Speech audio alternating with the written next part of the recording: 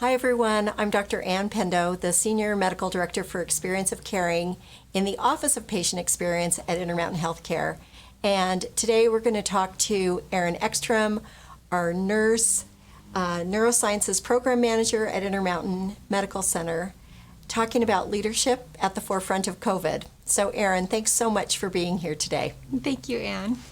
So we always start talking a little bit about what your role was like before COVID came to be at Intermountain Medical Center and how it's changed. So maybe you could start by sharing a little bit of that with us today. Yes, happy to. So my role is a little bit unique in the Intermountain system. So I have the pleasure of sitting in a position that supports both the hospital and the clinical program side. And so really acting as a connector between both areas.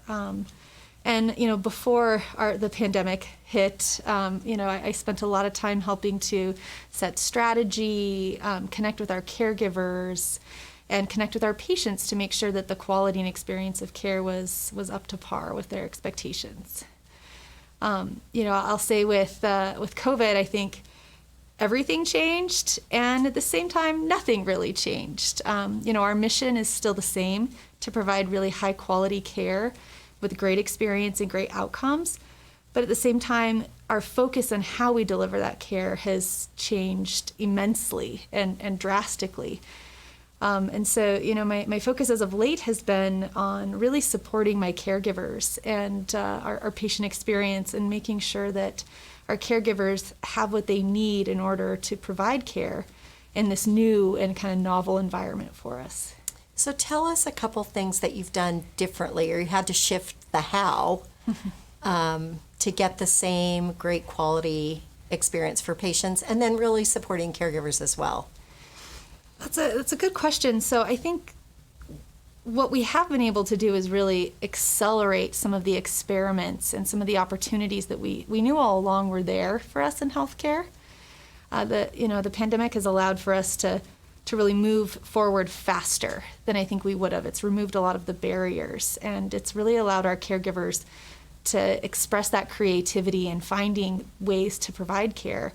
A couple of great examples, I think, and I'm sure folks will have heard this before, but telemedicine has advanced, I think, probably 10 years and 2 months, and the services that we are providing and how we're providing. So the quality of telemedicine has really advanced.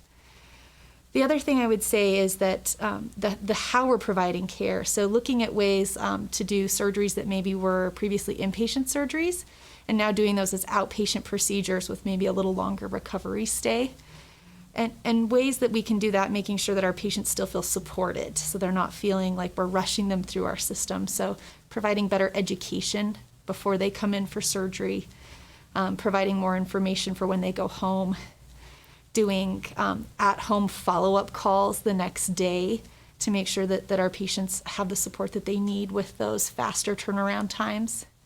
So it sounds like the quality is the same, but you've really changed how you think about providing the experience so that feels really safe and comforting to our patients. I know that you and I have worked together on patient experience, and one of the big things that you and your team were committed to was rounding on patients in the hospital, learning what their experience is like in order to learn and improve and make changes. Tell us a little bit about what you're doing now.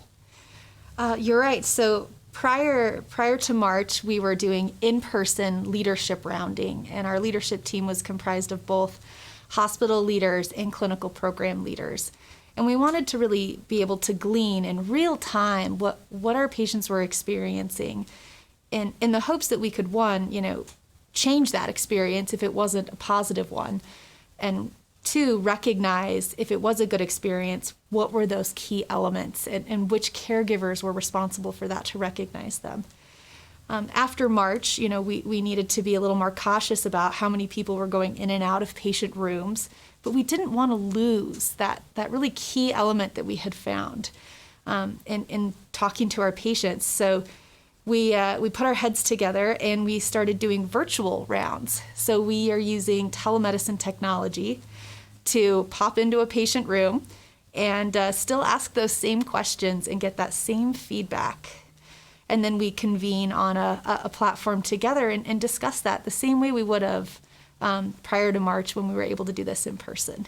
Anything you've heard differently from your patients around the time of COVID that you hadn't heard before? I think the common thread from a recognition or what we've done really well standpoint is our connection with our patients.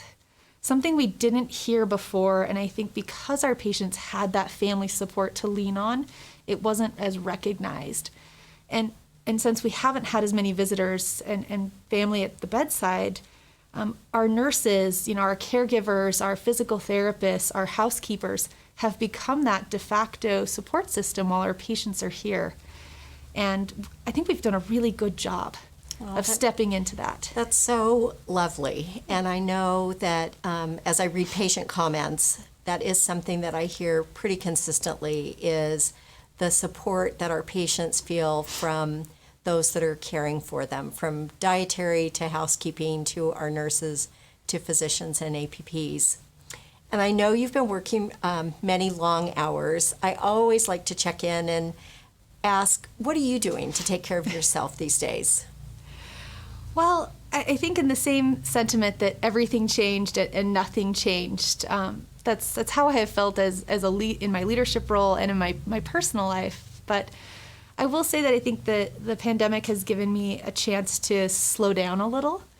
It's taken away some of the noise and allowed me to really focus in on what matters and to take that time to appreciate what matters. So, the little things like walking around downtown, when it's safe, enjoying the sunshine, connecting with my family, either through Zoom or Skype, or through social distancing in our backyard.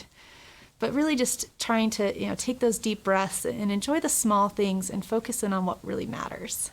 I love that's a great reminder for all of us. So thank you for sharing that today.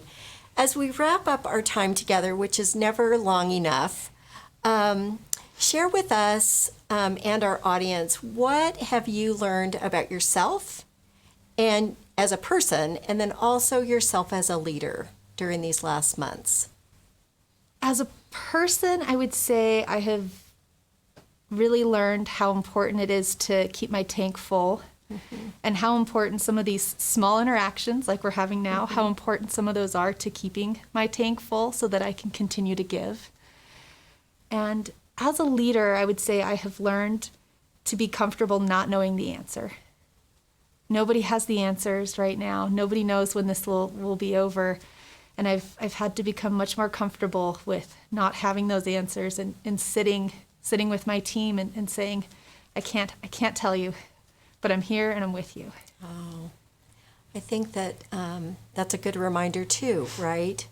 I think in healthcare we often have felt like we did have all the answers, and that was our job to have them. And now that we don't, I love your comment about sitting with your team, so you're all in this together. It's really, really lovely.